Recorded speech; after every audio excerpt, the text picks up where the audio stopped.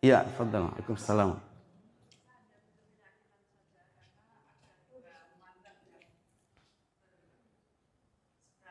Ya.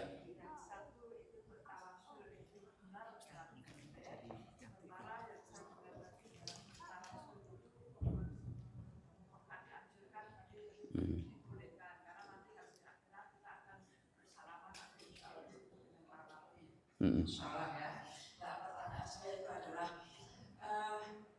Tolong dijelaskan dengan jelas sekali dengan bahasa yang mudah tawasul dan artinya itu dan tujuannya itu. Ya. Jadi biar kita Ya, persis. masyarakat umum itu paham betul tawasul itu sebenarnya apa. Karena jujur saja di Indonesia itu ada dua mazhab dan satu bertentangan. Iya. Tidak boleh tawasul itu adalah musuh. Tidak boleh. Jadi saya sendiri juga kemarin juga ngobrol-ngobrol dengan khususnya Muhammadiyah ya, jujur saja. Itu menolak tawasul. Ya. Baik.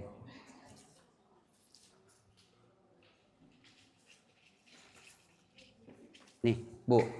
Kalau dibilang tawasul itu bid'ah, nggak ada landasannya di zaman Nabi. Di zaman Nabi, saya nggak bicara zaman sekarang. Di zaman Nabi orang bertawasul itu udah ada. Nih, saya beri contoh ya, saya bacain ya Pak. Ini di zaman Nabi ya, riwayatnya sahih. Riwayatnya sahih. Ada orang buta di zaman Nabi datang ke Nabi Muhammad sallallahu alaihi wasallam. Ngomongnya begini, doanya begini. Allahumma inni atawajjahu ilaika binabiyyika Muhammadin nabiyyir rahmah. Itu artinya begini, ya Allah, aku menghadapkan diriku kepadamu. Minta hajat supaya kebutaannya itu hilang. Ya Allah, aku menghadapkan diriku kepadamu binabiyyika Muhammadin, dengan perantara nabimu Muhammad, nabi kasih sayang, nabiyyir rahmah. Ya Muhammad, tuh ngomong ya Muhammad. Padahal kalau doa ya udah ya Allah, emang ya Allah juga sama. Tapi bilang ya Muhammad itu bukan nyembah Nabi Muhammad. Dia bilang ya Muhammad, dalam ya Muhammad ini atawajjahu bika ila rabbi fi hajati lituqda. Wahai Muhammad, aku menjadikanmu sebagai perantara agar hajatku terkabul. Di zaman Nabi. Ini riwayat ini sahih. Ibu kalau misalnya pengen riwayat yang lebih detail, saya ada video di YouTube 20 menit. Menjelaskan dalil dari Al-Quran, dalil dari Sunnah, praktek sahabat, praktek para ulama. Ada seorang ulama besar namanya Murtado Az-Zabidi, ngarang kitab Ithaf Sadal Muttaqin 14 jilid begini nih. Itu di dalam kitab itu dia bilang apa? Aku bertawasul dengan Imam Ghazali. Kan Ihya Ulumuddin karangan Imam Ghazali. Beliau bikin syarah kitab Ihya dengan bertawasul kepada Imam Ghazali, ulama besar. Nah, bertawasul itu intinya begini Bu, nih. Kita ini semuanya yang bertawasul itu nyembah Allah, mintanya sama Allah, titik. Betul nggak? Kita kalau minta, hakikatnya kita itu minta kepada Allah Subhanahu wa ta'ala. Terus apa gunanya tawasul? Tawasul itu dari kata wasilah. Wasilah. Wasilah itu apa artinya? Bahasa Indonesia udah jadi bahasa Indonesia itu wasilah. Wasilah itu perantara. Perantara. Perantara. Kita bertawasul misalnya dengan nama Nabi Muhammad sallallahu alaihi wasallam. Nih, kalau kita bertawasul itu artinya kita mintanya sama Allah. Saya ulangi. Karena kekeliruan sebagian orang bertawasul itu minta kepada selain Allah, ya kan? Ya Muhammad, ya Sayyidina, ya kalau di Mesir, saya waktu di Mesir, rumah saya itu sekitar 7 menit dari makam Imam Hussein, cucu Nabi. Itu orang-orang Mesir kalau misalnya ziarah ke makam Imam Hussein ngomong begini, ya Sidnal Hussein, ya Sidnal Hussein, madad, madad, madad, ya Sidnal Hussein. Wahai Imam Hussein, pertolongan, madad itu artinya pertolongan. Wah, itu Anda minta tolong kepada selain Allah gitu? Bukan. Saya sering kasih permisalan begini Pak, anak Bapak kalau misalnya datang ke rumah, Pak tolong aku lagi pepet, aku pengen minta tolong. Anak kita minta tolong sama kita, musyrik nggak Bu? Anak kita kalau datang ke rumah minta tolong sama kita, musyrik apa enggak? Enggak kan? Enggak kan? Karena pada hakikatnya dia pun tahu bahwa yang ngasih pertolongan secara hakiki itu ya Allah. Kita kalau memohon itu ya mohonnya sama Allah bukan sama yang lain. Nama-nama yang kadang-kadang disebut waktu kita tawassul itu bukan nama yang kita sembah. Bukan nama-nama yang kita jadikan Tuhan selain Allah. Bukan. Itu hanya sebatas perantara menuju Allah. Oke, sekarang pasti ada yang nanya, Ustadz saya pengen dari Al-Quran. Tadi kan dalil hadis udah, riwayat udah. Di zaman Nabi udah ada yang bertawassul. Sekarang makna tawassul sudah Anda jelaskan. Artinya menjadikan suatu sosok sebagai perantara. Kenapa? Karena mereka punya kesalehan tinggi di atas kita. Jadi kita ini barangkali Bu kalau doa sama Allah mental terus. Gara-gara apa? Gara-gara banyak dosa, banyak kelalaian. Kadang-kadang banyak kedurhakaan. Kita menjadikan para nabi, para aulia sebagai wasilah atau perantara. Karena mereka dekat dengan Tuhan kita. Barangkali itu bisa lebih diterima doa kita kalau menjadikan mereka sebagai perantara. Dan gak menyembah mereka kita itu. Di Al-Quran Pak, itu tawasul itu udah ada dalilnya. Lihat Pak. Walau annahum idzalamu anfusahum dzakarullaha fastaghfaru lidunubihim. Walau anna, enggak bukan itu. Walau annahum idzalamu anfusahum dzakarullaha walau annahum ilja'uka fastaghfarullaha wastaghfarallahumur rasul lawajadullaha tawwabar rahim. Gimana ayatnya Mas? Saya udah walau annahum idzalamu anfusahum ja'uka. Nih. Ja'uka. Walau annahum idzalamu anfusahum ja'uka. Seandainya, ini kata kuncinya yang saya buletin kata kuncinya. Di ayat Quran ada bilang begini, walau annahum, seandainya mereka ini ya termasuk kita juga, orang-orang ini orang-orang beriman, idzalamu anfusahum, ketika menzolimi diri mereka masing-masing. Waktu kita berdosa Pak, kita berzolim sama kita melakukan apalah macam-macam itu. Seandainya ketika mereka berbuat zalim, datang kepadamu wahai Muhammad. Ja'uka, datang kepadamu wahai Muhammad. Seandainya waktu kita berbuat zalim, berbuat maksiat, berbuat kedurhakaan, datang kepadamu wahai Nabi Muhammad, fastaghfarullah. Kemudian mereka meminta ampun kepada Allah. Wastaghfaralahumur rasul. Dan Rasul memintakan ampunan untuk mereka. Kita datang ke Nabi Muhammad, kalau sekarang kan gak bisa datang dalam arti fisikal begini. Kita datangnya ngapain?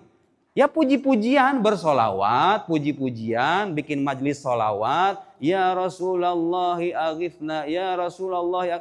Karena Rasulullah hadir dengan ruhnya, bukan dengan jasadnya. Kita bersolawat, datang ke Nabi Muhammad itu. Kalau seandainya waktu kita berdosa, datang ke Nabi Muhammad, kita mohon ampun kepada Allah, dan Rasul memintakan ampunan untuk mereka, lawajadullaha tawwabar rahima. Niscaya mereka akan mendapati Allah sebagai yang maha menerima taubat dan maha pengasih. Al-Quran gak menolak sikap kalau kita lagi berdosa datang ke Nabi Muhammad. Menjadikan Nabi Muhammad sebagai perantara menuju Allah. Justru kata Allah apa? Kalau kamu waktu dosa datang ke Nabi Muhammad, terus Nabi Muhammad memintakan ampunan buat kamu, dan kita minta ampun kepada Allah, Allah akan kita dapati sebagai Tuhan yang maha menerima taubat dan maha pengasih. Gak salah jadi kalau kita lagi berdosa, kita punya hajat, sama kayak sahabat tadi itu. Ya Muhammad, wahai Nabi Muhammad, inni atawajjahu bika ila rabbi. Aku menghadapkan diri kepadamu wahai Muhammad, supaya hajatku terkabul. Gak jadi masalah. Tawasul itu maknanya menjadikan sosok tertentu sebagai perantara saja. Bukan sesembahan. Bukan sesembahan. Orang musyrik bedanya apa? Mereka itu menjadikan patung sebagai wasilah sekaligus sesembahan, Ibu. Mereka kan punya patung gede namanya itu Manat, Lata, Uzza. Patung-patung besar mereka itu. Itu disembah sama mereka. Dijadikan Tuhan selain Tuhan gitu loh. Disembah. Gak cuma sebatas perantara. Makanya ungkapannya mana'buduhum. Tidaklah kami menyembah mereka. Illa liyuqarribuna ilallahi zulfa. Kecuali sebagai perantara supaya kita lebih dekat dengan Allah. Tidaklah kami menyembah mereka. Mereka menyembah itu. Kita tidak menyembah. Tawasul itu gak ada unsur penyembahan. Tawassul, istighatsah, apapun itu namanya, tidak ada unsur penyembahan kepada sosok lain selain Allah. Hanya sebatas perantara saja. Jelas nggak Ibu? Kalau saya analogikan, Ya. ada yang apa itu namanya masyarakat Arab, Ya. mereka tidak bisa berbahasa Arab ya. Ya. Mereka ingin doanya itu terkabul. Kemudian meminta orang-orang soleh Ya. untuk melakukan doa. Orang itu juga tawassul. Iya. Maksudnya gimana tadi? Kalau orang awam gimana tadi? Iya. Itu bagian. Kalau saya datang ke Pak Kiai, tolong doakan saya. Itu Saya minta tolong Pak Bali. Iya. Pak Bali, saya tidak bisa bahasa Arab. Saya minta punya permintaan, punya ini. Itu termasuk tawassul. Misalkan ya. Gini, tawasul itu enggak. Maksudnya gini, tawasul itu maksudnya kita minta sama Allah lewat perantara orang tertentu, gitu intinya mah. Jadi itu kan tawassul itu kan perantara kan? Iya. Jadi kan apalaginya gini, saya tidak bisa bicara. Saya ingin, ini kan sekarang masanya dalam masanya Rasulullah ya. Ya, ada orang-orang yang mungkin kurang dalam bahasa. Minta tolong orang-orang soleh untuk didoakan. Ya, intinya mah begitu, Pak. Intinya mah begitu. Sama saya kayak datang, zaman misalnya, seandainya Syekh Abdul Qadir Jalani itu masih hidup, coba kita datang ke rumahnya ngomong apa coba? Syekh Abdul Qadir Al-Jilani, seorang wali besar itu, seandainya masih hidup, katakan hidup di daerah sini, datang ke rumah ngapain coba? Nyembah beliau apa enggak? Ibu langsung takbir, Allahu Akbar. Langsung gitu takbir di hadapan beliau, kita nyembah beliau apa enggak? Enggak ada yang menyembah. Kita cuma paling bilang begini, yang mulia tolong doakan kami ya. Berharap kita didoain. Itu aja intinya mata tawasul itu. Salah apa enggak? Jelas enggak? Hanya sebatas minta didoakan gitu ya. Minta didoakan. Bukan berarti kita menyembah dan menjadikannya sebagai sosok Tuhan di atas Tuhan. Atau Tuhan selain Tuhan. Enggak. Ya benar Bu, iya sebatas itu. Kita minta didoain. Saya juga heran kadang-kadang orang-orang yang setelah dalil Qur'annya ada, praktek di kehidupan nabinya ada, penjelasan para ulamanya juga ada, maksudnya udah kita jelasin, masih dibilang kita ini bertauhid dengan satu tauhid aja, tauhid secara rububiyah tapi tidak bertauhid secara uluhiyah, dengan alasan kita nggak menyembah Allah secara murni. Jadi kita ini dituduh apa? Tidak menyembah Allah secara murni. Seolah mereka doang yang paling murni. Lah itu yang di zaman Nabi gimana? Nabi Muhammad menolak nggak itu? Doa yang tadi itu yang tadi saya sebut. Ada sahabat ngomong kayak gitu, bertawasul dengan Nabi Muhammad ketika beliau hidup masih ada di hadapannya. Kalau itu salah udah pasti dikoreksi kan Bu? Kalau ucapan sahabat Nabi itu salah udah pasti dikoreksi kan? Tapi enggak. Pertanyaannya selanjutnya. Ya. Kadang orang itu kan mempunyai pemikiran-pemikiran. Ya. Apa orang itu tidak bisa memahami bahasa lain? Kenapa harus bahasa Arab? Enggak harus, kalau doa enggak harus bahasa Arab. Tawasul itu nggak harus dengan bahasa Arab, Ibu. Doa itu pakai bahasa Inggris, pakai bahasa Belanda. Allah itu paham dengan doa kita semuanya. Tidak harus. Hanya saja memang dianjurkan karena itu doanya doa ya bahasa ya memang bahasa agama kita gitu loh. Terutama dalam sholat. Kan ada hadis yang menyebutkan aqrab ma yakunu bihil abad wa huwa sajid. Momen ketika dekat dengan Tuhan itu hamba itu momen terdekatnya dengan Tuhan itu waktu kita sujud. Makanya kalau kita punya hajat, doanya itu ketika sujud. Tapi nggak bisa doa bahasa Indonesia kalau lagi sujud dalam sholat. Terus bahasa Arab, Rabbighfirli wali walidayya sah, nggak apa-apa. Ditambahin doa. Allahumma rzuqni rizqan wasi'an, minta rezeki sama Allah. Allahumma rzuqni rizqan halalan thayyiban mubarakan. Allahumma zawi, bagi yang jomblo misalnya, Allahumma zawini zaujatan salihah. Ya Allah, berikan aku istri yang salehah. Dalam sholat ngomong kayak gitu boleh dalam bahasa Arab karena sholat tidak diperbolehkan di dalamnya bacaan selain Arab. Kalau di luar sholat ahlan wa sahlan, bahasa apa aja, nggak harus berdoa dengan bahasa tertentu. Ya, bagaimana? Ada lagi? Ibu-ibu semua ini. Ayo nggak apa-apa. Banyak masalah. Kalau Bapak udah clear semua ya? Udah clear semua hidup kita sebenarnya. Ayo Bu. Maaf. Kemarin saya baca status dari Muhammad ini, beliau itu yang merasa jadi mengikuti logika saja. Jadi dia tuh statusnya tuh kayak berhati-hati lah dengan mazhab Asy'ari karena dia menggunakan logika. Dihapus mas, Itu benar atau enggak Ustaz? Dihapus. Yang kedua itu yang tadi tauhid rububiyah sama sifat itu asalnya dari mana ya Ustaz? Ya. Karena kalau saya berbicara dengan teman yang mungkin dari golongan salafi itu mereka mengklaim itu datang dari mazhab Asy'ari, Imam Ahmad bin Hanbal. Apakah itu benar atau apakah dari Ibnu Taimiyah atau dari Muhammad bin Wahab? Iya. Ya. Pertama, Ibu kalau misalnya baca, saya punya buku berbahasa Indonesia. Pak Geri itu udah pesennya apa ya? Tapi sedikit ya, buku saya yang akidah itu udah ada ya? Udah ada Pak? Ada hari ini? Iya, tapi khusus di Jerman sana ya? Berapa eksemplar Pak? 15 sedikit. Itu Ibu kalau cek buku saya dan buku-buku ulama ahlu sunnah yang lain. Setiap kali membahas sifat Allah itu selalu menyertakan namanya dalil nakli dengan dalil akli. Ini itu udah pasti Bu, otomatis di kitab-kitab tauhid mazhab Asy'ari yang kita kenal itu udah pasti di dalamnya ada dalil akli, dalil nakli. Sebagai bukti apa? Bahwa dalam berakidah kita hanya tidak bersandar pada akal saja, tapi juga harus punya rujukan dari wahyu, dalil nakli namanya. Kalau dibahas sifat qidam, Allah tidak bermula. Apa dalilnya dari Al-Quran? Ada dalilnya dari Al-Quran. Tapi nggak cukup begitu doang Bu. Soalnya kalau apalagi di Eropa tuh, kalau kita menjelaskan Tuhan ke orang yang nggak percaya Quran, nggak bisa berdalil kan? Ah, harus dengan akal. Dan saya lebih suka begitu tuh. Kalau ngobrol sama anak-anak muda, bukan banyak berdalil, tapi banyak yang memberikan analisis dan penjelasan yang logis. Nah itu mazhab Asy'ari itu kelebihannya begitu. Dalil dari wahyunya berlimpah, dalil rasionalnya juga kaya sekali. Saya waktu di Al-Azhar belajar kitab akidah namanya Syarhul Mawaqif 8 jilid segini nih. Bahasa apa itu 8 jilid? Bahasa akidah sampai 8 jilid. Iya emang. Ngapain juga bahas sampai 8 jilid kayak gitu. Tapi itu dijelaskan supaya memperkaya argumen. Alasan-alasan rasional. Kalau kamu bilang begini, kita jawab begini. Ada bilang begini, kita jawab begini. Oh udah selesai itu semua akidah Islam itu.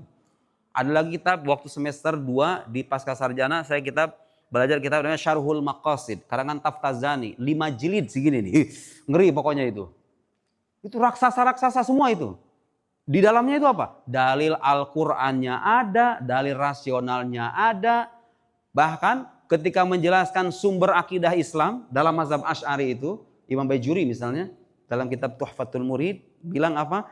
Sumber akidah kita itu 2. Satu, adillah akliyah. Kedua, adillah nakliyah. Dalil rasional sekaligus dalil tekstual. Karena agama yang benar itu harus bisa diuji dengan 2 hal itu. Kita ini bisa mengklaim agama kita benar Pak, kalau ada punya sandaran 2 tadi itu. Sandaran dari wahyu dan sandaran secara rasional. Dan kita punya itu semua. Jadi sangat tidak tepat kalau dikatakan dalam mazhab Asy'ari hanya mengandalkan logika saja. Justru kita merujuk kepada 2 sumber sekaligus. Itu satu.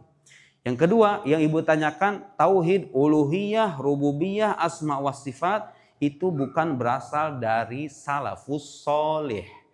Kalau kita baca dalam kitab-kitab akidah itu rumusan tauhid yang dikemukakan oleh seorang ulama namanya Ibnu Taimiyah.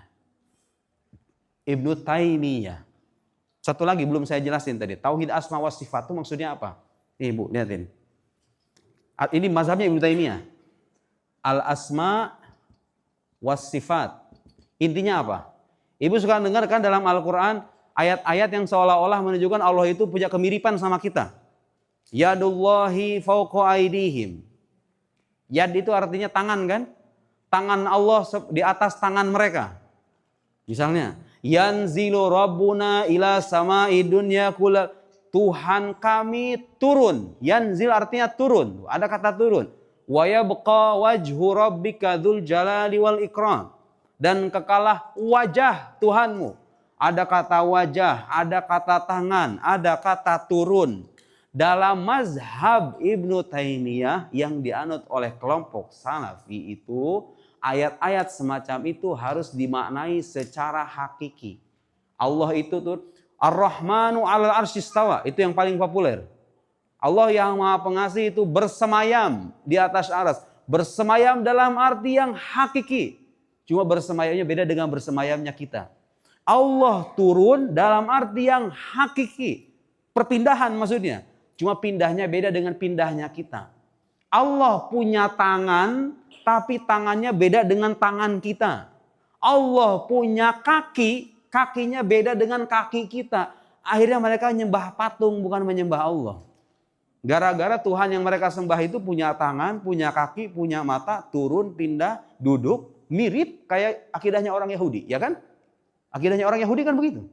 Antropomorfisme, dalam bahasa inteleknya antropomorfisme. Dalam mazhab kita, ayat-ayat semacam tadi itu gak dimaknai secara hakiki. Jadi kalau ada ayat Ar-Rahman 'alal 'arsy istawa. Nah, ibu-ibu yang suka ditanya sama anaknya, "Mama, Allah itu adanya di mana?" Salah kalau dijawab di atas arsy. Atau di langit misalnya. Salah, itu bukan mazhab Ahlussunnah wal Jamaah. Yang benar itu pertanyaannya yang salah. Pertanyaan di mana Allah itu salah, kenapa? Karena kata di mana itu biasanya berlaku untuk sesuatu yang bertempat. Ibu lagi di mana? Aku lagi duduk di atas kursi. Jawabannya benar tuh. Karena ibu sesuatu yang bertempat. Allah butuh sama tempat apa enggak? Mustahil. Kan Allah yang menciptakan tempat. Kalau ada orang bilang Allah ada di langit. Sebelum adanya langit Allah di mana? Ayo. Oh, Allah di aras Ustaz. Sebelum adanya aras Allah di mana? Ayo. Enggak ada jawaban. Ada jawaban. Pertanyaan, karena Allah sejak awal tidak bergantung kepada apapun. Makanya tadi saya sebutkan di awal. Tuhan itu tidak bisa disebut sebagai Tuhan kecuali dengan dua kriteria. Satu, dia tidak bergantung kepada apapun. Kalau Tuhan bertempat berarti bergantung kepada tempat, iya kan? Lah iya, jelas itu logis. Karena Tuhan tidak bergantung sama apapun, mustahil dia bertempat. Terus ayat ini gimana maknanya? Nah, dalam mazhab Ahlussunnah, kalau nemu ayat-ayat kayak begini, itu nggak dimaknai secara hakiki. Istawa maknanya bukan duduk. Apa maknanya Ustadz? Para ulama beda pendapat. Ada sebagian memaknai kata istawa artinya istaula. Istaula itu artinya apa? Menguasai. Jadi terjemahan yang benar nih, kalau ngikutin mazhabnya Ahlussunnah bukan bersemayam. Tapi apa?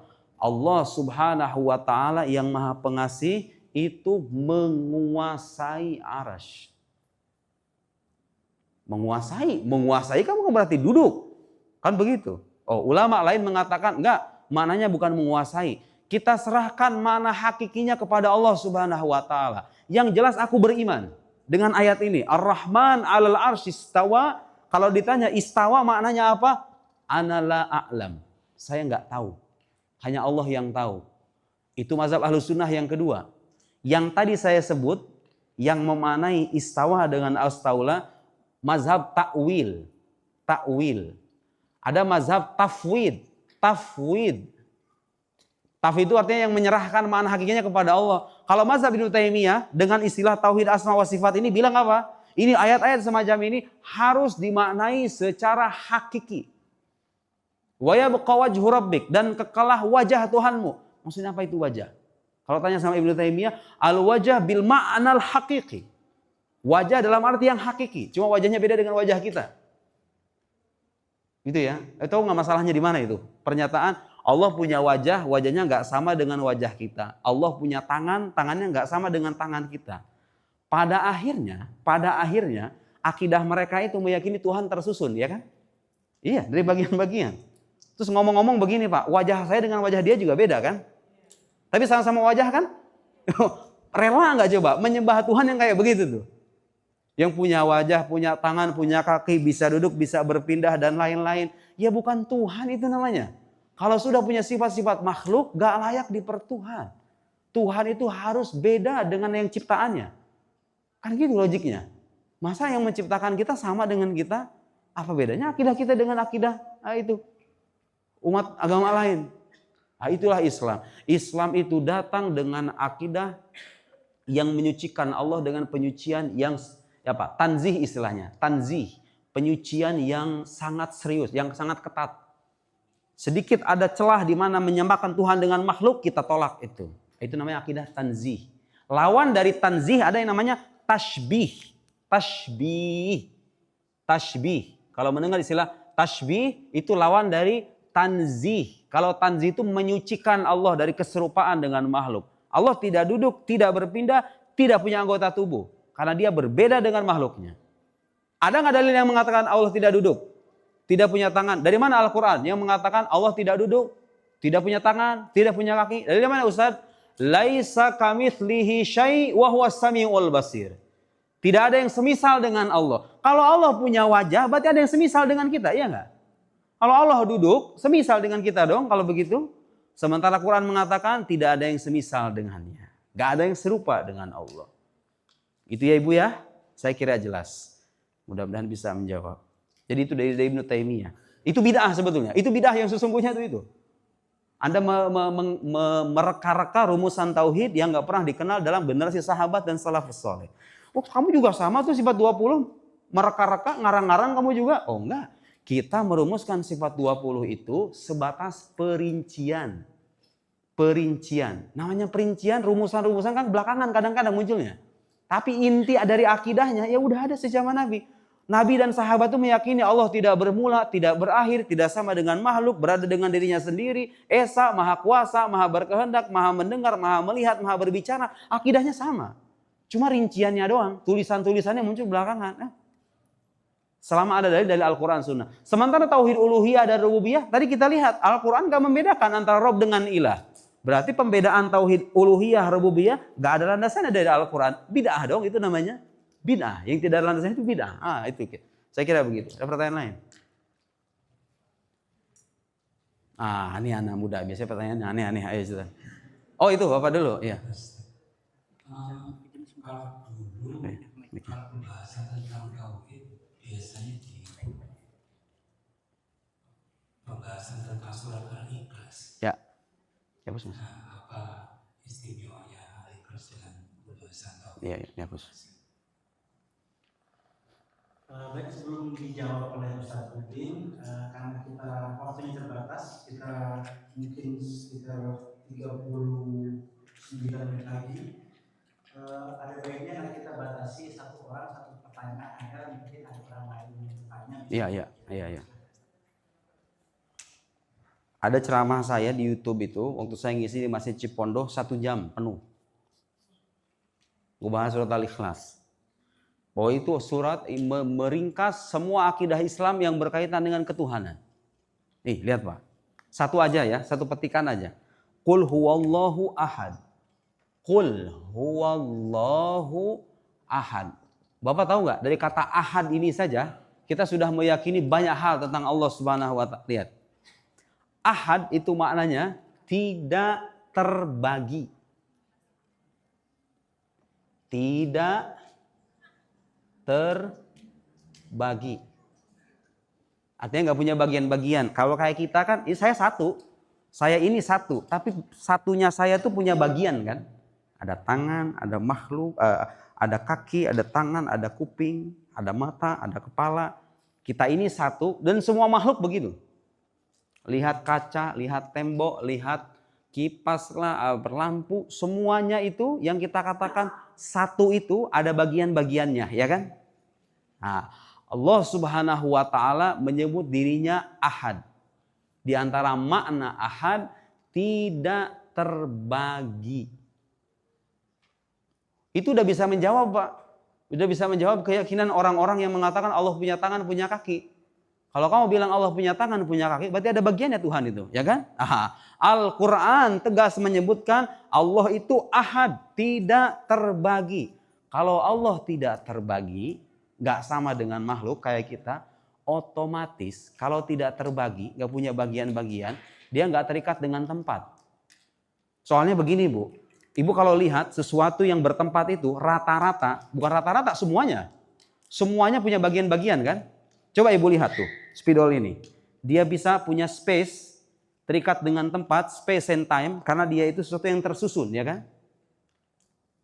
fisik kita, makhluk apapun yang kita lihat itu, yang bertempat itu punya susunan. Allah tidak tersusun otomatis, berarti dia itu nggak bertempat. Tidak bertempat. Lihat, akidah Allah tidak bertempat bisa saya sebut dari surat Al-Ikhlas. Iya kan? Qul huwallahu ahad, tidak berbilang. Di samping tidak berbilang, di samping tidak terbagi, Allah juga tidak berbilang.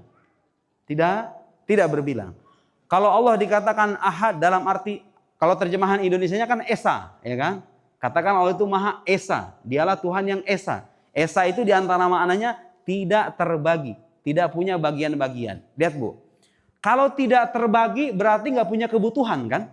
Kan begini logikanya. Kalau ada sesuatu terbagi, tersusun dari bagian-bagian, otomatis dia butuh kepada bagiannya, benar nggak?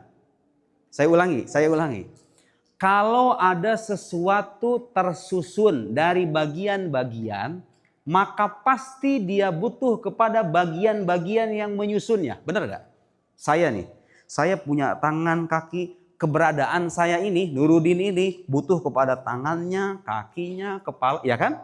Nah, dari kata ahad saya bisa menyimpulkan Allah itu nggak butuh kepada apapun. Artinya tidak terbagi. Tidak terbagi artinya tidak butuh kepada apapun. Kalau Allah tidak butuh kepada apapun, berarti apa? Kalau Allah tidak butuh kepada apapun, dia harus ada dengan dirinya sendiri. Allah itu punya sifat wujud, berarti kalau begitu. Kalau Allah tidak bergantung kepada apapun, dia harusnya tidak berawal. Kalau tidak berawal, artinya dia ada secara mandiri. Tidak bergantung sama yang lain. Wajib baginya sifat qidam. Sifat qidam. Kalau Allah tidak tergantung kepada yang lain, berarti wajib bagi dirinya sifat baqa, tidak berakhir. Karena kalau dia berakhir, dia bergantung kepada yang mengakhirinya. Dan seterusnya tuh. Kalau dirinci lagi dari kata ahad saja, kita bisa merinci. Ada lagi akidah dalam akidah Ahlussunnah wal Jamaah itu mengatakan Allah esa dan keesaannya itu menyangkut 3 hal. Esa dalam zat, esa dalam sifat, esa dalam perbuatan. Esa dalam zat itu artinya Allah zatnya tidak terbilang. Gak ada 2, gak ada 3, gak ada 4 dan lain-lain. Dia satu, esa. Terus makna esa dalam zat juga maknanya zat Allah itu gak punya bagian-bagian. Seperti yang tadi saya sebut. Sudah dikata itu dari surat Al-Ikhlas itu. Esa dalam zat, esa dalam sifat. Sifat Allah itu esa dengan sifat kuasanya, dengan sifat kehendaknya, dengan sifat ilmunya, esa dengan semua ini. Tidak bisa dikatakan Allah punya 2 kuasa, 3 kuasa, 4 kuasa. Allah esa dengan sifat kudrohnya, irodahnya, ilmunya, dan lain-lain. Dan gak ada sifat makhluk yang sama dengan sifat Allah subhanahu wa ta'ala. Esa dalam sifat. Esa dalam perbuatan. Muncul perdebatan, argumen panjang sekali. Belum kemudian ada kata Allahus Somad. Apa artinya Somad? Alladzi yasmud ilaihil khalaiq. Zat yang kepadanya segala sesuatu itu butuh. Tadi kan saya bilang Allah nggak bergantung sama yang lain kan? Dengan mana ahad ini ditegaskan sekali lagi. Allahus Somad dalam arti segala sesuatu butuh sama Allah subhanahu wa ta'ala. Dia tidak bergantung kepada yang lain, segala sesuatu yang lain malah bergantung kepada dirinya. Persis seperti akidah yang tadi saya sebut di awal. Ya kan? Di surat Al-Ikhlas sudah ada. Allahus Somad, lam yalid wa lam yulad. Dia tidak melahirkan dan tidak dilahirkan. Dari situ ulama Ahlussunnah menegaskan satu keyakinan, Allah subhanahu wa ta'ala la yattasil bi syai' wa la yanfasil anhu syai'. Tidak bersambung dengan apapun dan tidak terpisah dari dirinya apapun. Ya akidah kita itu Bu. Allah itu nggak nyambung dengan apapun. Nggak nempel kayak gini nih. Ini namanya ittisal, nyambung. Allah itu tidak tersambung dengan apapun dan tidak terpisah dari dirinya sesuatu apapun. Jadi jangan bayangkan Allah itu misalnya meniupkan sesuatu, kemudian turun ke alam semesta, keluar dari mulutnya Allah misalnya. Nauzubillah. Akidah Islam nggak mengenal itu Tuhan yang memancarkan sesuatu dari dirinya. Seperti imajinasi anak-anak kecil gitu kan. Tuhan menurunkan sesuatu. Seperti apa namanya tuh?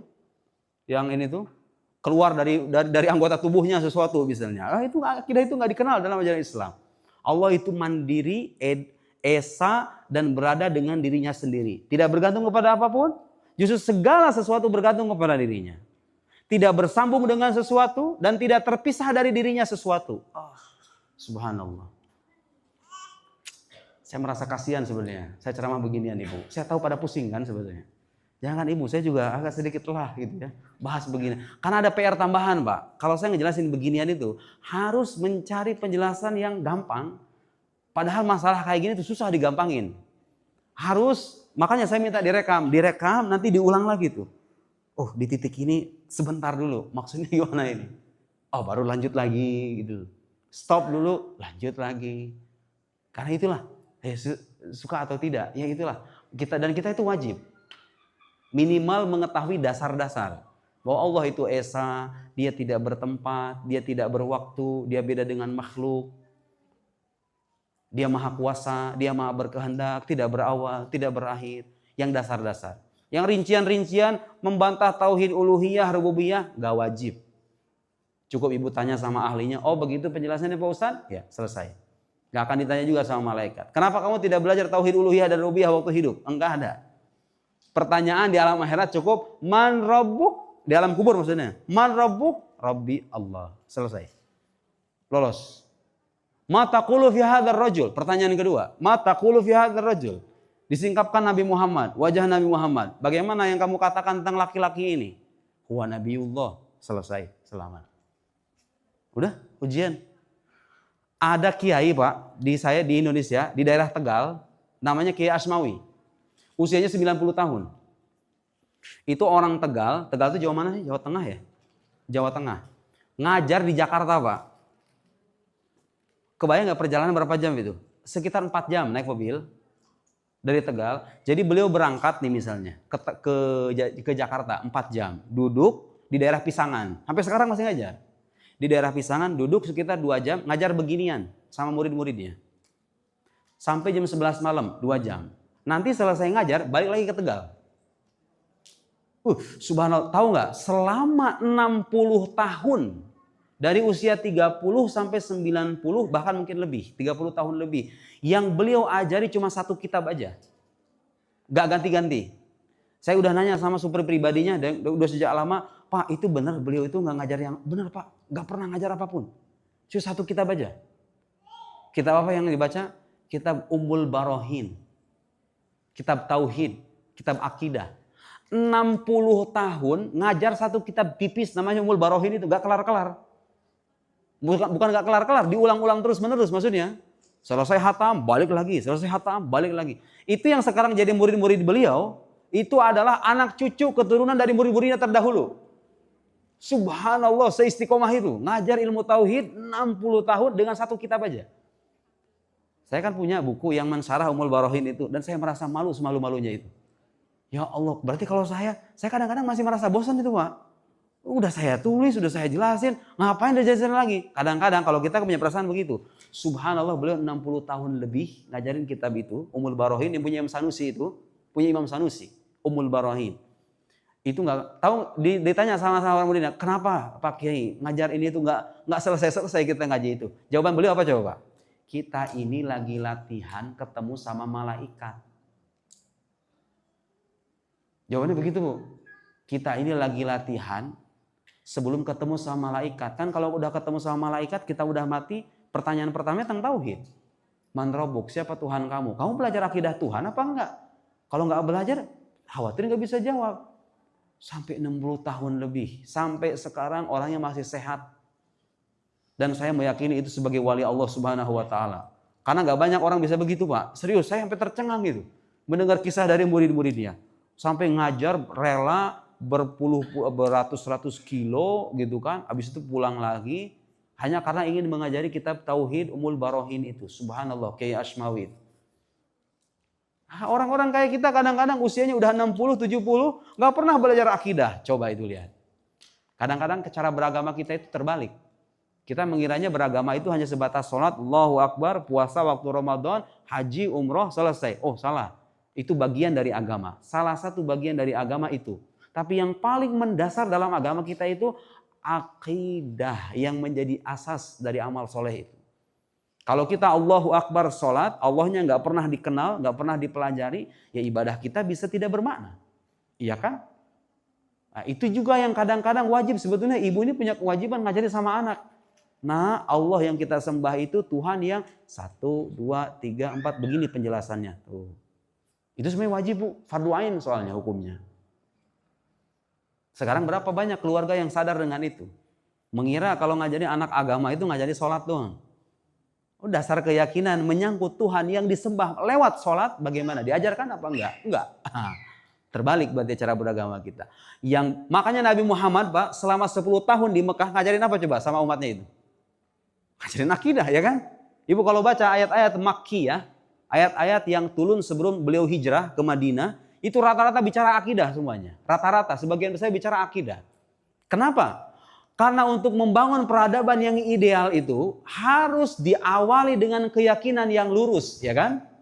Ibu bisa bayangkan orang yang hidup dengan akidah bahwa dunia ini adalah yang sesungguhnya, nggak ada alam akhirat, dengan orang yang hidup dengan akidah bahwa dunia ini hanya sementara, kita akan ketemu sama Tuhan kita. Itu beda hidupnya, Pak. Betul nggak? Beda hidupnya.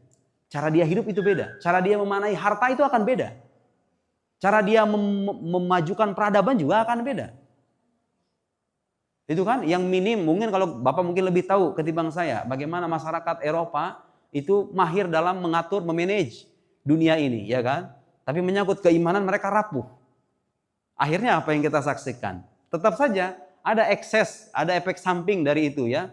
Manakala moralitas rapuh, iman tidak ada, akhirnya ya kita saksikan mungkin perilaku-perilaku yang tidak bermoral atau pelanggaran-pelanggaran etik.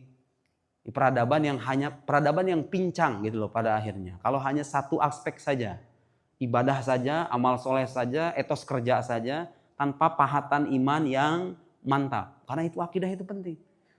Baru setelah itu kemudian beramal. Makanya iman dengan amal soleh selalu disandingkan dalam Al-Quran. Iman dan amal soleh senantiasa disandingkan. Sebagai bukti bahwa kita beragama gak cukup dengan salah satunya saja. Saya kira begitu ya. Naam, fadhal. Ada lagi?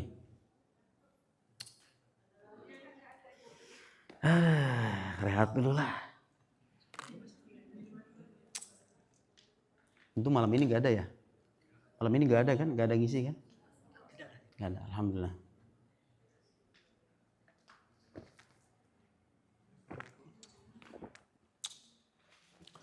Ya Allah ya Karim. Allah. Saya ingin bertanya Ustaz. Ya. Jadi selama ini kan sudah banyak dijelaskan bahwa manusia itu diciptakan untuk beribadah dan menyembah Allah Subhanahu wa taala. Iya.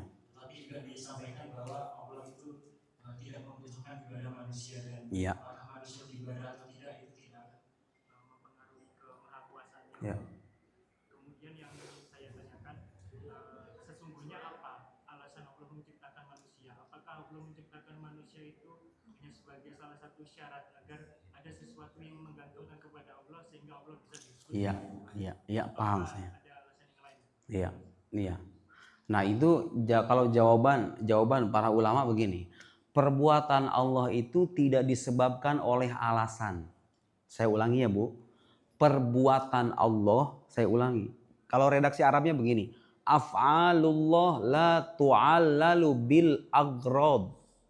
Perbuatan Allah itu tidak disebabkan oleh alasan-alasan. Gimana itu maksudnya? Lihat Bu. Saya baca buku. Dan saya punya alasan di balik perbuatan ini. Ya kan? Apa alasan kamu baca buku?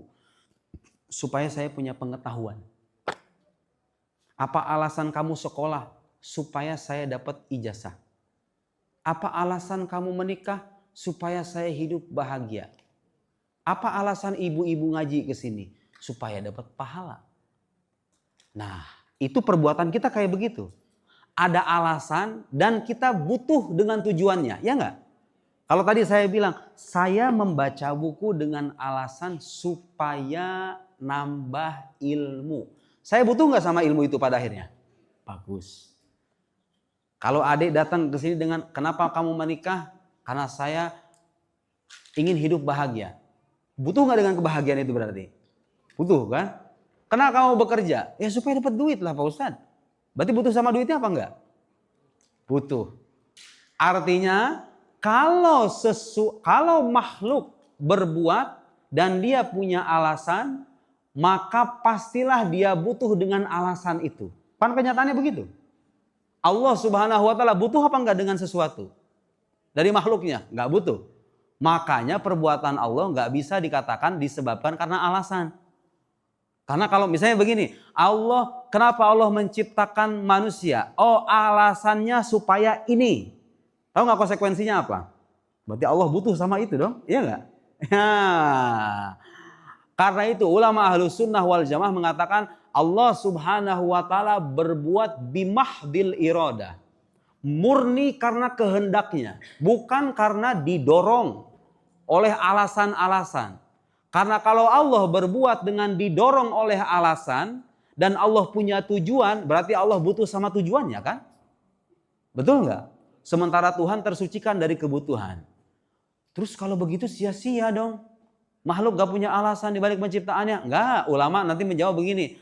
Allah itu perbuatannya tidak disebabkan oleh alasan. Tapi bukan berarti perbuatannya itu menjurus pada kesia-siaan. Mereka menyebutnya bukan dengan alasan, tapi hikmah. Hikmah. Jadi pertanyaan yang benar itu Mas, apa hikmah dibalik penciptaan manusia? Bukan apa alasan Allah menciptakan manusia. Itu pertanyaan sebenarnya kurang tepat. Karena kalau Anda mengatakan apa alasan Allah, dan kemudian ada jawabannya, berarti Allah butuh sama itu kan? Ya enggak? Nah, kayak tadi itu. Apa alasan Anda datang ke sini? Alasannya saya pengen ketemu sama Pak Ustadz. Berarti Anda butuh dengan pertemuan itu kan? Nah, yang ulama sebutkan bukan alasan tapi hikmah. Jadi yang tepat, apa hikmah dibalik penciptaan manusia dan manusia diminta untuk beribadah? Banyak jawabannya. Paham maksud saya? Apa hikmah dibalik pengharaman khamar? Banyak jawabannya. Apa hikmah dibalik kewajiban sholat? Oh banyak jawabannya. Apa hikmah dibalik penciptaan dunia ini? Banyak jawabannya. Paham maksud saya? Paham maksudnya ya? Itu akidah kita. Lihat Pak, mungkin ini penjelasan yang barangkali belum pernah kita dapat di bangku sekolah kita dulu. Tapi itu yang saya dapat dari para ulama-ulama yang kita ambil ilmunya dulu waktu kita kuliah. Baik. Sekarang kalau Anda bertanya sama saya, apa hikmah dibalik keharusan manusia beribadah? Ini berapa menit lagi Mas? Enggak, maksudnya ini sebenarnya bisa dijawab sendiri. ChatGPT aja bisa jawab itu pertanyaan tadi itu. Apa hikmah dibalik kewajiban beribadah? Saya bisa jawab dia. Saya pengen pertanyaan yang gimana ya agak apa? 8 menit lagi? 8 menit lagi? Oh, dijawab sendiri aja ya. Udah banyak jawabannya itu. Iya, soal hikmah kan banyak penjelasannya. Ya pertanyaan lain. Ya, itu anak muda lagi tuh. Izin bertanya, saya ingin menanyakan dari surat Al-Baqarah ayat ke-62 yang artinya sesungguhnya orang-orang yang beriman, orang-orang Yahudi, orang-orang Nasrani, dan orang Sabi'in, siapa saja yang beriman kepada Allah dan hari akhir akan mendapatkan pahala dari Tuhannya. Iya. Nah itu saya ingin bertanya bagaimana? Iya. Bagus. Dihapus mas. Nah, ini pertanyaan bagus nih. Innalladzina amanu walladzina hadu wan nasara was-sabiin man amana billahi wal yaumil akhir wa amila salihan falahum ajruhum inda rabbihim wala khaufun 'alaihim wala hum yahzanun. Gitu kan ayatnya? Apakah itu artinya orang Yahudi dan Nasrani itu dikatakan selamat berdasarkan ayat ini? Tidak. Lihat, pemaknaan yang benar itu begini. Dalam ayat itu disebutkan innalladzina amanu walladzina hadu wan nasara man amana billah wal yaumil akhir. Beriman kepada Allah dan hari akhir. Ada sebagian orang memang Pak yang cara berpikirnya error. Dia mengira apa? Ya udah kalau begitu mau Yahudi, mau Nasrani, mau Islam, apapun agamanya, kalau percaya Allah, percaya hari akhir, dia selamat. Ada kan yang kayak begitu kan? Kan ayat itu hanya menyebutkan siapa yang beriman kepada Allah dan hari akhir dan beramal soleh. Orang Yahudi, Nasrani, Muslim, apapun agamanya, kalau beriman sama Allah, beriman kepada hari akhir, beriman dan beramal soleh, dia akan selamat. Ada orang-orang yang punya pandangan kayak gitu tuh. Dan itu pandangan keliru. Kenapa? Lihat Pak. Kalau kita lihat bahasa Al-Quran, man amana billahi wal yaumil akhir. Nah, ini disebutkan iman kepada Allah dan hari akhir bukan dalam konteks membatasi, tapi dalam konteks meringkas. Maksudnya gimana? Nih, disebutkan iman kepada Allah dan hari akhir itu bukan berarti setiap orang percaya kepada Allah dan hari akhir saja maka dia akan selamat. Bukan. Tapi itu cuma meringkas doang. Al-Quran itu biasa punya kayak bahasa begitu. Meringkas. Man kana yu'minu billahi wal yaumil akhir falyukrim jarah. Misalnya gitu kan. Falyukrim doifa. Barang siapa yang beriman kepada Allah dan hari akhir. Sering kan diringkas kayak gitu kan. Tapi saya mau nanya. Apa itu artinya prinsip iman cuma dua ini doang? Apakah itu artinya prinsip keimanan hanya terbatas pada dua hal ini saja? Ya jelas tidak. Kan ada iman kepada Nabi. Disebutkan nggak dalam ini iman kepada Nabi? Secara redaksi sih nggak tertulis, tapi di dalamnya udah termasuk. Kenapa? Karena kalau kita bicara hari akhir, Mbak, hari akhir taunya dari mana coba? Ya, saya nanya. Anda tahu adanya hari akhir, hari kiamat dari siapa? Nggak, kita percaya hari kiamat kan? Dari mana itu percayaan itu? Maksudnya siapa yang mengabarkan itu? Yang mengabarkan ada hari kiamat siapa? Nabi kan? Nah otomatis kalau orang percaya hari akhir, mau tidak mau dia harus percaya dengan Nabi, ya enggak? Nah, dengan Nabi. Malaikat. Kan di antara rukun iman malaikat, Pak. Dari mana kita tahu adanya malaikat itu? Dari Nabi. Masuk berarti iman kepada malaikat kan? Sekarang kalau orang begini, Pak, aku percaya kepada Tuhan, percaya kepada hari akhir. Tapi mengingkari seorang Nabi misalnya, dianggap nggak imannya itu? Nggak dianggap, kenapa? Karena iman kepada Nabi pun masuk dalam daftar pokok keimanan gitu loh. Cuma ayat ini meringkas, bukan membatasi. Jadi salah kalau dibilang Yahudi Nasrani, pokoknya kalau iman sama Tuhan dan hari akhir, walau dua itu doang, dia akan selamat. Terus bagaimana? Sekarang saya mau nanya, bagaimana kalau ada orang bilang percaya kepada Allah, percaya kepada hari akhir. Nggak percaya Nabi Muhammad, nggak percaya Nabi Isa, nggak percaya Nabi Musa, nggak percaya Taurat, Injil, Quran, nggak percaya kitab suci, nggak percaya wahyu. Tapi beriman kepada Allah, beriman hari akhir. Diterima nggak imannya? Enggak, jelas enggak. Ayat ini bukan dalam konteks membatasi iman pada dua hal itu saja. Nah, ulama menjelaskan karena itu yang dimaksud dengan Yahudi Nasrani dalam ayat ini adalah mereka-mereka yang hidup pada zaman Nabi Muhammad belum diutus. Kalau mereka beriman dan imannya sahih, iman kepada Allah, ya malaikat, ya hari akhir, ya kitab suci, gak cuma dua ini doang ya. Kalau ada Yahudi misalnya hidup pada zaman Nabi Musa alaihissalam, belum berjumpa dengan Nabi Muhammad, belum berjumpa dengan Nabi Isa alaihissalam. Imannya sahih, percaya pada Nabi Musa, percaya kepada Taurat, percaya dengan semua isinya. Mereka beriman, beramal soleh, maka ibadahnya diterima. Ada sebagian ulama juga yang memaknai apa? Masuk di dalam ayat ini kelompok Yahudi dan Nasrani yang belum sampai kepadanya dakwah. Kayak di Eropa tuh mungkin banyak. Ada orang-orang, Pak, belum masuk Islam, bukan karena menolak Islam sebetulnya. Karena belum tahu Islam atau salah paham tentang Islam. Dan mereka terus-menerus belajar. Itu nggak dihukumi kafir oleh sebagian ulama. Karena orang-orang yang kafir itu artinya orang yang menolak kebenaran. Setelah sampai kepada mereka kebenaran. Udah mengenal Islam, mengenal Nabi Muhammad, mengenal Al-Quran. Kemudian mereka mengingkari dengan kesombongan, itu namanya kafir. Adapun orang dari kecil dididiknya Nabi Muhammad pembohong. Islam agama teror. Kayak di barat itu kan begitu. Islam agama begini, agama begitu. Terus ketika dewasa mereka nggak punya dorongan untuk belajar karena lingkungan sekitarnya menjelek-jelekan agama Islam. Islam yang sampai kepada mereka itu gambarannya masih cacat gitu loh. Tapi kemudian mereka mempelajari, misalnya berdorong untuk mempelajari, bertanya, mempelajari, mencari kebenaran, mencari pengetahuan terus menerus, itu nggak dihukumi kafir. Walhasil yang Mbak tanyakan Yahudi Nasrani disebut dalam ayat ini, disebutkan iman kepada Allah dan hari akhir bukan untuk membatasi bahwa iman itu terbatas pada dua hal itu saja. Jadi sekeliru kalau dikatakan iman kepada Allah dan hari akhir, siapapun dari Yahudi Nasrani maka akan selamat. Enggak, harus beriman kepada malaikat. Harus beriman kepada Nabi. Harus beriman kepada semua kitab suci. Yahudi Nasrani yang percaya kepada Musa, Isa, percaya kepada Taurat, percaya kepada Injil, gak percaya Nabi Muhammad, gak percaya Al-Quran, selamat apa enggak? Selamat apa enggak? Jelas enggak? Karena ada ayat yang menyebutkan innalladzina yakfuruna billahi wa rasulihi wa yuriduna ay yufarriqu bainallahi wa rasulihi wa yaquluna nu'minu bi ba'din wa nakfuru bi ba'din. Orang-orang yang bilang kami percaya sebagian nabi, percaya Allah nih, percaya Allah, percaya sebagian nabi, mengingkari sebagian yang lain. Ulaika humul kafiruna haqqo. Mereka itulah orang-orang kafir yang sesungguhnya. Lihat, udah percaya Allah, percaya hari akhir, tapi mengingkari sebagian nabi, imannya nggak dianggap sama Al-Quran. Berarti ayat ini nggak membatasi iman pada dua hal ini saja.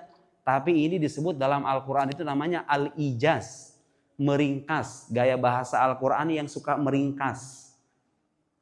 Paham ya? Jadi yang benar, setiap orang yang beriman dengan iman yang sahih.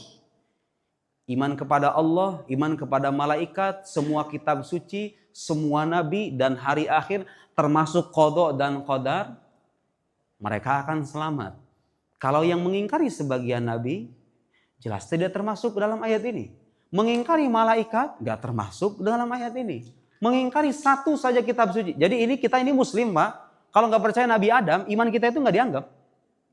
Anda percaya Nabi Muhammad, percaya pada Musa, Isa, Ibrahim, nggak percaya kepada Nabi Adam. Udah selesai, Anda bukan orang beriman. Karena satu paket iman itu, nggak bisa dipisah-pisah. Oh, percaya Allah, percaya dengan semua Nabi, percaya semua Nabi, semua kitab suci, semua isinya dipercaya semuanya. Gitu ya.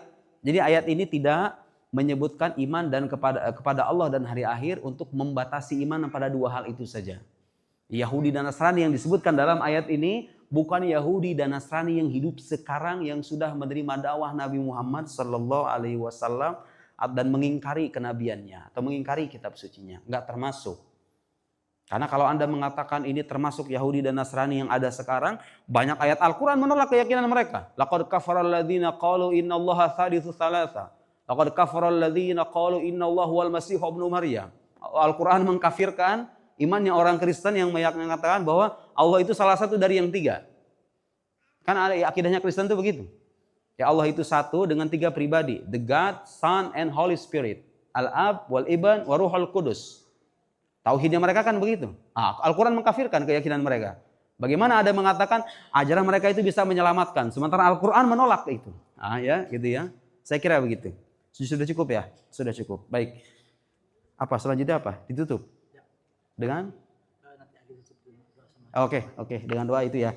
Baik, itu dari saya. Mudah-mudahan Bapak Ibu semuanya, walaupun mungkin ada pembahasan yang sedikit agak rumit, karena ini menyangkut masalah yang ya fundamental, mudah-mudahan bisa bermanfaat. Saya sangat senang bisa berjumpa dengan semuanya, walaupun belum kenal satu persatu. Mudah-mudahan kita bisa berjumpa di lain waktu, insya Allah.